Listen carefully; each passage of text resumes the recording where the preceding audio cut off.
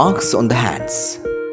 Most of the final lines or markings on the hand are caused by stress, tension, and worry. So, this is why high strung people appear to have thousands of lines on their hands, while their more flaccid friends may have just a few.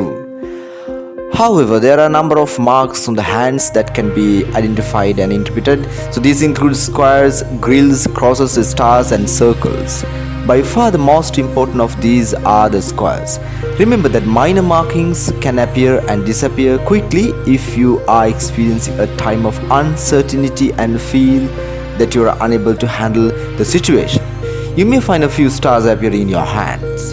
However, as soon as your life is on an even keel again, the stars will fade away, that gradually disappear. Crosses. Do you have a cross on your palm? You will sometimes find a minor line crossing a major line, creating a small cross on the palm. So this is a sign of change. You will have to examine the major line carefully to determine if the change is positive or a negative. The cross needs to be distinct to be interpreted. A negative cross relates to disappointments and setbacks.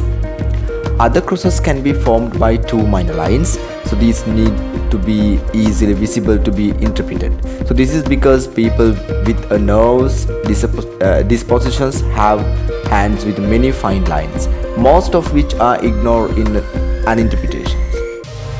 Crosses formed by two minor lines are, with just two exceptions, negative and can be considered warning signs. A cross touching the destiny lines indicates the potential for an accident. A cross touching the lifeline indicates the likelihood of home and family difficulties. A cross touching the hepatica is an indication of an impending illness. As these crosses are warnings, the problem indicated can be averted by taking the correct action. For instance, if you have a cross touching your hepatica, you should pay attention to your physical well-being. It would be pay to have a medical checkup. You might want to look at your diet and the amount of exercise you do. By taking precautionary action in these ways, the cross will disappear. There are two positive types of crosses on the hand. A cross inside the quadrangle that is created by the destiny line and the minor line is a sign of ultimate success.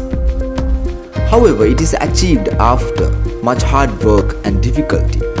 Consequently, although it is a positive marking, it can also be an extremely frustrating one, since everything seems to take forever to achieve. A cross on the mount of Jupiter created by two minor lines is a sign that the person is ready to move ahead in a new direction. This frequently involves a new partner, but it is also related to self-awareness and spiritual growth.